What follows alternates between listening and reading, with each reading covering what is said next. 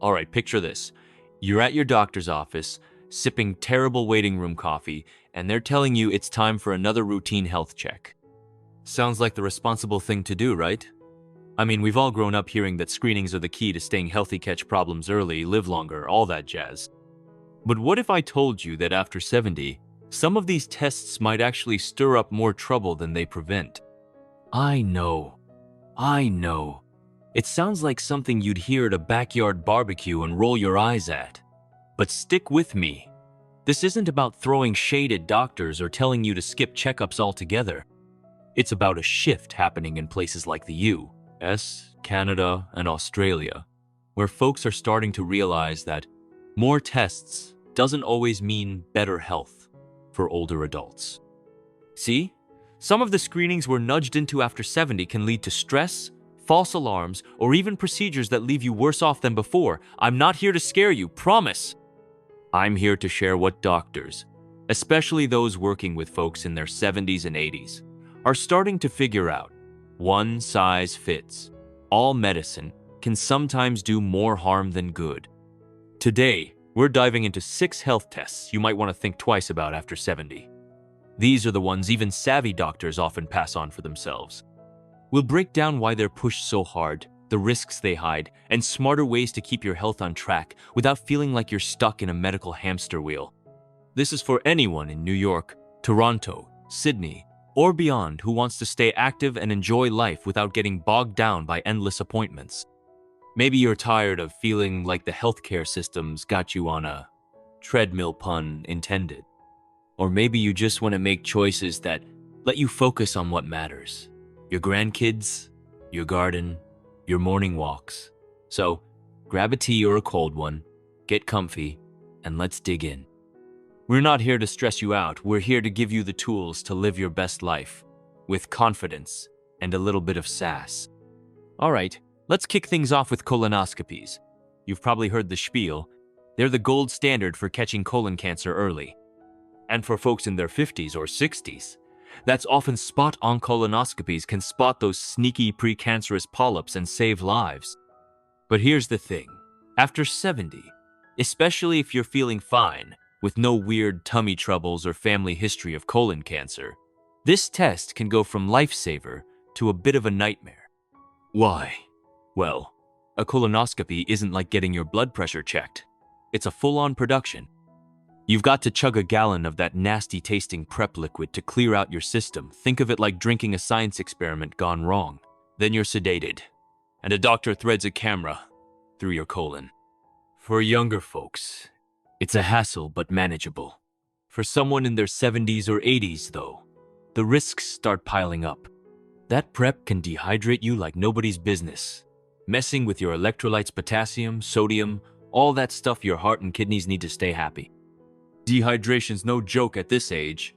It can land you in the ER with heart palpitations or worse. Then there's the sedation. As we get older, our bodies don't clear those drugs as fast. You might wake up feeling like you've had one too many margaritas, dizzy, confused, maybe even wobbly for days. That's a fall waiting to happen, and a fall at 75 can mean a broken wrist or hip, months of rehab, or even a permanent hit to your independence. But here's the real gut punch. Even if they find something, like a tiny polyp, it might not matter. Most polyps take 10-15 years to turn into cancer, if they ever do. If you're 78, that's probably not a timeline you need to worry about. Yet, finding a polyp can kick off a chain reaction: biopsies, more scopes, even surgery to remove part of your colon. Those come with risks like bleeding, infections, or complications from anesthesia, which are tougher to bounce back from as we age. Let me tell you about Dave, a 79-year-old retired mechanic from Chicago. Dave was the guy who'd fix your car and tell you a story about his fishing trips in Michigan. He was healthy, no gut issues, no family history of colon cancer, but his doctor said, "Let's do a routine colonoscopy, just to be safe." Dave shrugged and went along. The prep was brutal. He spent 2 days feeling like he'd run a marathon in the desert. During the procedure, they found a small polyp. Nothing urgent, but the sedation hit him hard. He was foggy for days, and one night, trying to get to the bathroom, he tripped over his dog's toy and sprained his ankle. That meant 6 weeks on crutches, missing his fishing trips, and feeling like he'd lost his spark. The polyp? Benign, never a threat. Dave told me later. I wish I'd asked more questions. I was fine before that test. Now, don't get me wrong, doctors aren't trying to make your life harder. They're trained to prioritize prevention, and colonoscopies have been the go-to for decades. But things are changing. In the US, Canada, and Australia, guidelines like those from the US, Preventive Services Task Force, or Canada's Task Force on Preventive Health Care, are starting to say that for folks over 75 with no symptoms, the risks of routine colonoscopies often outweigh the benefits. Instead, there are easier options, like stool-based tests, think FIT or Cologuard. They're not perfect, but they can screen for colon cancer without putting your body through the ringer. You just collect a sample at home, send it in, and no fasting, no sedation, no hospital. If you're over 70, feeling good, and have no red flags like blood in your stool or unexplained pain, it's okay to push back. Ask your doctor, do I really need this? Or is there a less invasive way? It's not about blowing off your health, it's about protecting your energy, your peace, and your time. You've earned the right to make choices that let you keep fishing, gardening, or whatever makes you happy, without jumping through unnecessary hoops. Next up, let's talk about full-body scans, those high-tech CTs or MRIs that promise to check every inch of you, head to toe, like some kind of medical superhero. It sounds amazing, right? You lie down, the machine hums, and you walk out knowing everything's okay. Except, for folks over 70, these scans can be more like opening Pandora's box than finding peace of mind. They're super common in places like the US, Canada, and Australia, where we love our fancy machines, but they can cause more stress than they solve. Here's why. These scans are like a microscope on steroids. They pick up everything. A tiny cyst in your kidney, a weird shadow in your lung, a quirk in your liver. Sounds scary, but most of these are what doctors call incidental findings, stuff that's been there forever and would never cause a problem. The issue is, once they find something, it's hard to let it go. Suddenly, you're not just a healthy 75-year-old enjoying your book club. You're a patient on a treadmill of biopsies, more scans, and specialist visits, all chasing something that might never matter.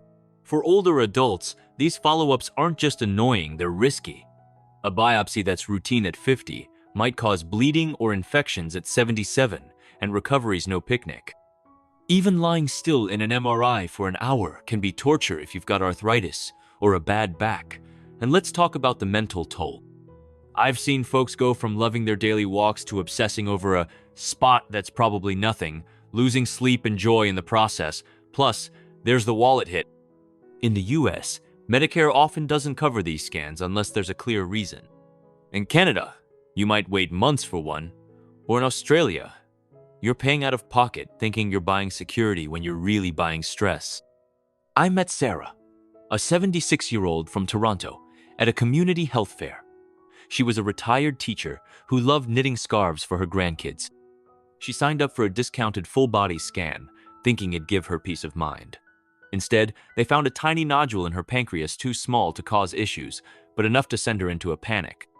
She went through a biopsy, which led to a nasty infection. Weeks in the hospital, thousands in bills, and her knitting took a back seat. The nodule? Benign? Likely never a problem. Sarah said, I was knitting and laughing before that scan, now I'm just tired.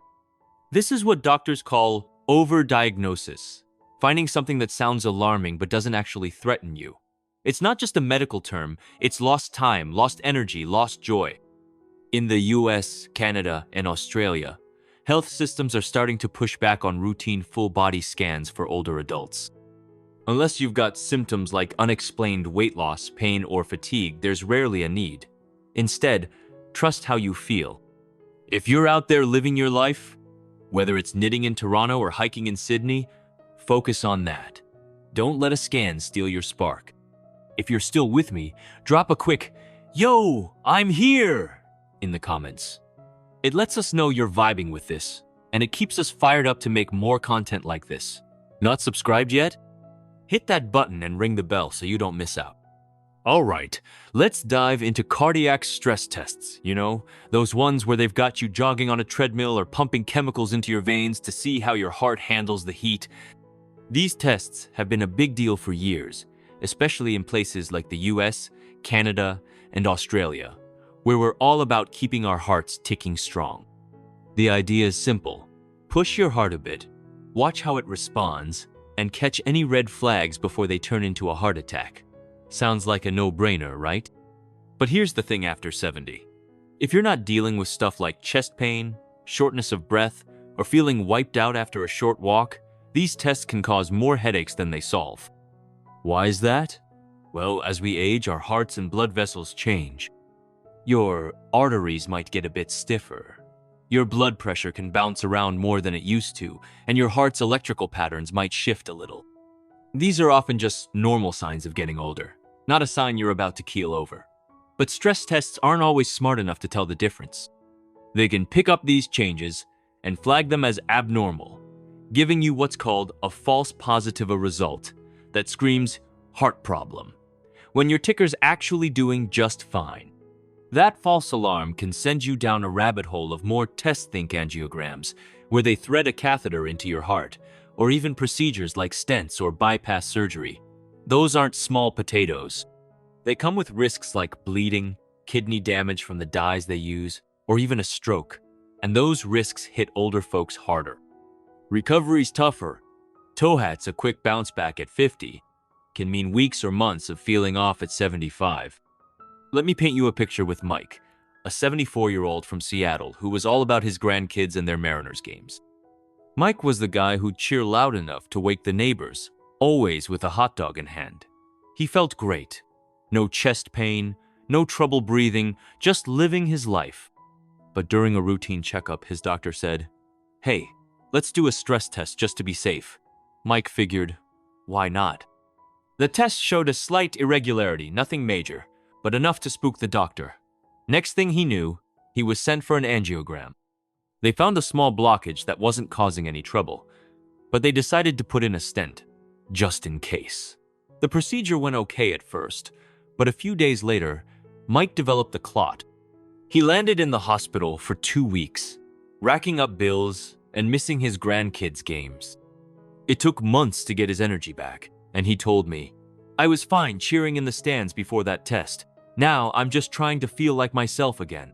Here's the thing, this isn't just one guy's bad luck. Stories like Mike's are why heart experts, like those at the American Heart Association, Canada's Heart and Stroke Foundation, or Australia's Heart Foundation, are starting to wave a caution flag on routine stress tests for folks over 70 who don't have symptoms. The science is clear. These tests don't reliably reduce heart attack risk or add years to your life if you're feeling okay. False positives are common, and the follow-up procedures can do more harm than good. So, what should you do instead? Focus on the stuff that really keeps your heart humming. Get out for a daily walk, Evan, if it's just around the block in Chicago or along the beach in Sydney. Eat foods that love you back, like salmon, veggies, or a good bowl of oatmeal. Stay connected with your people, laughing with friends, or FaceTiming your kids does wonders for your heart. And keep stress in check, whether it's through yoga, a good book, or just petting your dog. Now, I'm not saying ignore your heart health. If you're getting chest pain, feeling winded after climbing a few stairs, or just not yourself, definitely talk to your doctor. Those are signs something might need checking. But if you're feeling solid, enjoying your days, and keeping active, your body's probably telling you a better story than a treadmill hooked up to wires. It's about living smart, choosing what keeps you strong without risking what makes you, well, you. So, next time your doctor suggests a stress test, just because, ask, will this change how we manage my health, or is it just routine? You've got the right to push back. And it's not about being stubborn, it's about protecting your time and energy for the things you love, like cheering at a ball game or just soaking up a sunny afternoon. Okay, fellas, this one's for you, the PSA test, that blood test to screen for prostate cancer. It sounds like the easiest thing in the world. A quick poke, check a number, make sure everything's okay down there. Doctors push it as a way to catch prostate cancer early, and in places like the US, Canada, and Australia, it's been a go-to for years. But after 70, this test can stir up more trouble than it's worth, especially if you're feeling fine with no symptoms like trouble peeing, pelvic pain, or anything unusual. Here's why. Prostate cancer is often a slow mover. Think of it like a turtle plodding along a trail. For most men in their 70s or 80s, it's not likely to cause problems in their lifetime. But a high PSA number can set off alarm bells, leading to a whirlwind of follow-ups, biopsies, radiation, even surgery. Those aren't just inconvenient. They come with real risks, like infections, incontinence, where you're dealing with leaks, or impotence, which can hit your confidence and quality of life hard. Plus, the emotional toll of waiting for results or worrying about cancer can turn your days upside down, even if everything turns out fine. Let me tell you about Jim, a 75-year-old from Melbourne who was all about his weekend barbecues. Jim was the guy firing up the grill, cracking jokes with his mates, and sneaking extra sausages to his grandkids. He felt great, no urinary issues, no pain, but his doctor ordered a routine PSA test during a checkup. The result came back a bit high, not crazy, but enough to warrant a biopsy. The biopsy was no picnic, it was painful, and Jim developed an infection that landed him in the hospital for a week. The weeks waiting for results were brutal. He barely slept, convinced he was facing the worst. When the results came back, there was no cancer, just a normal quirk of an aging prostate. But Jim missed his barbecues, his energy took a hit, and he told me, "I was happy flipping burgers before that test. All that worry for nothing." This isn't just Jim's story, it's a pattern. In the US, Canada, and Australia, guidelines like those from the US, Preventive Services Task Force, Canada's Task Force on Preventive Healthcare, or Australia's Cancer Council, are now saying that routine PSA tests after 70 aren't usually worth it unless you've got symptoms. Why? Because the risks of chasing a high number often outweigh the benefits. Prostate cancer screening was designed for younger men, where catching it early might make a big difference.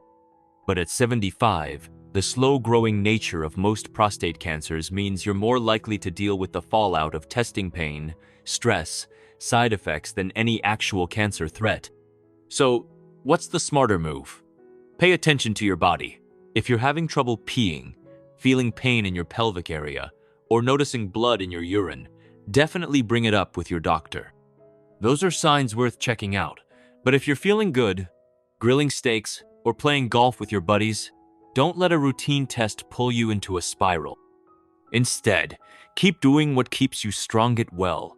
Maybe swap a sausage for some grilled veggies now and then. Stay active and keep your stress low. And have a real talk with your doctor. Ask, is this test going to change how we manage my health? Or is it just a box to check?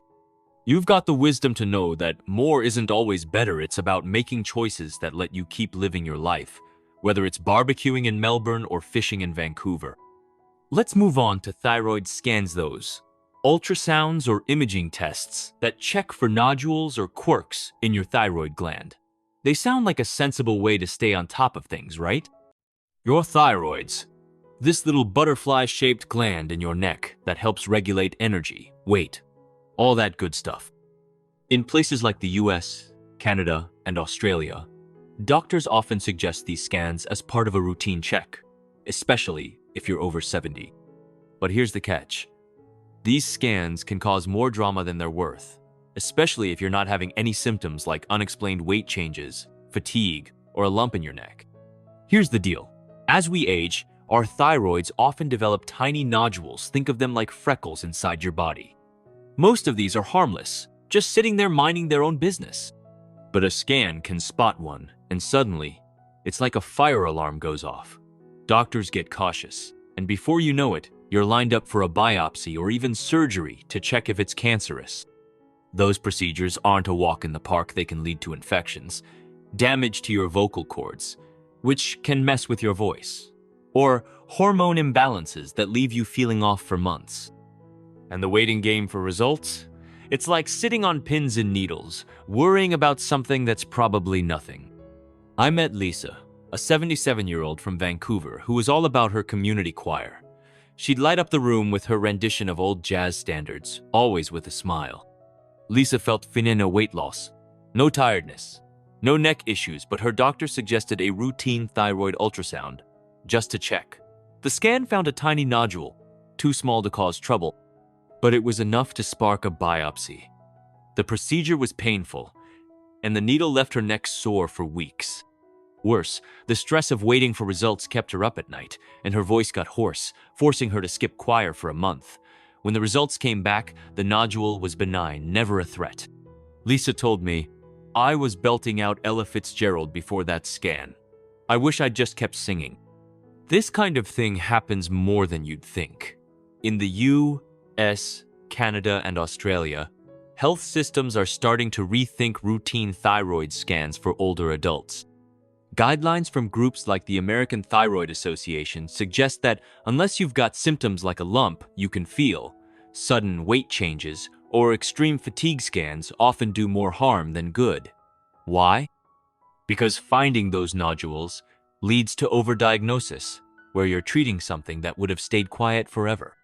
The risks of biopsies or surgery, like infections or hormone issues, are higher as we age, and the emotional toll of worrying about what if can steal your joy. So, what's the better path? Listen to your body. If you're feeling off, maybe you're gaining weight for no reason, feeling wiped out, or noticing a bump in your neck, talk to your doctor. Those are signs worth checking. But if you're out there singing, dancing, or just enjoying your coffee on the porch, don't let a routine scan pull you into a spiral.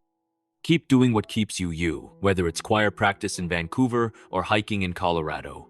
Eat well, stay active, maybe do some gentle yoga to keep stress low. And when your doctor suggests a thyroid scan, just because, ask, is this necessary, or can we wait and see? You've got the smarts to know that health isn't about chasing every blip, it's about living your life to the fullest. All right, ladies, let's talk mammograms, the screening test. We've all been told is a must for catching breast cancer early. And don't get me wrong, mammograms have saved countless lives, especially for women in their 50s and 60s. In places like the US, Canada, and Australia, they're a cornerstone of women's health. But after 70, especially if you're feeling healthy with no symptoms like a lump, nipple changes, or a strong family history, the benefits of routine mammograms start to fade, and the risks can sneak up on you. Here's why. Breast cancer in older women often grows slowly. Think of it like a weed that takes years to spread.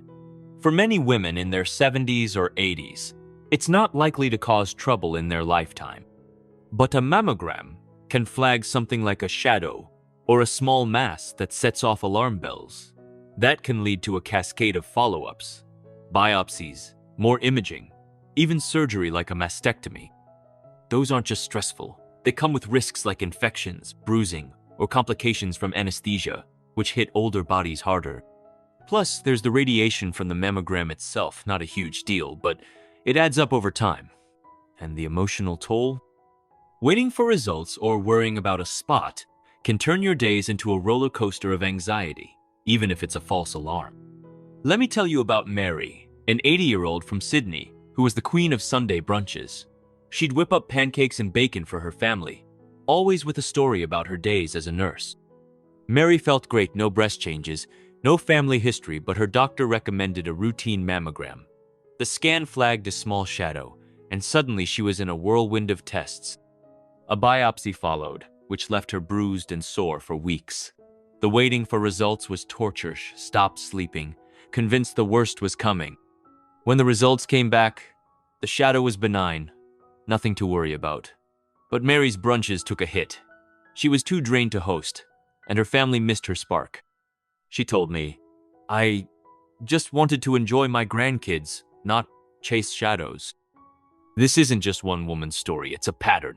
In the US, Canada, and Australia, guidelines from groups like the American Cancer Society, Canada's Task Force on Preventive Healthcare, or Australia's Cancer Council are starting to say that women over 75 can often skip routine mammograms unless they have symptoms. Why? Because the risk of overdiagnosis, finding something that wouldn't have caused harm, is high, and the procedures that follow can take a toll. A biopsy or surgery might mean weeks of recovery, pain, or stress, all for something that might have stayed quiet forever. So, what's the smarter move? Pay attention to your body. If you feel a lump, notice changes in your breast, or have a strong family history, definitely talk to your doctor. Those are worth checking out. But if you're feeling good, hosting brunches, or knitting with your friends, don't let a routine mammogram pull you into a spiral. Focus on what keeps you strong. Eat well, maybe some avocado toast to mix it up. Stay active with walks or gardening, and keep your stress low with things you love, like a good book or time with family. When your doctor suggests a mammogram, just because, ask, will this change how we manage my health, or is it just routine? You've got the wisdom to know that health isn't about chasing every shadow, it's about living your life, whether it's flipping pancakes in Sydney or dancing with your grandkids in Chicago. Aging doesn't mean you're powerless, it's when you've got the smarts to ask, is this test worth my time? Healthcare should be about you, your life, your joy, not a checklist. Saying no to some tests isn't careless, it's wise. It's about knowing what helps and what might hurt. You've earned the right to live your way, whether it's fishing in Chicago, knitting in Toronto, or barbecuing in Melbourne. Talk to your doctor. Ask the tough questions. Will this change my care, or is it just routine? Your energy, your peace, your time, they're gold. Thanks for hanging out with me. Drop a comment, what's one thing you're taking away? Your stories keep us going. If this hit home, like, subscribe, and share it with a friend. Catch you next time, stay awesome.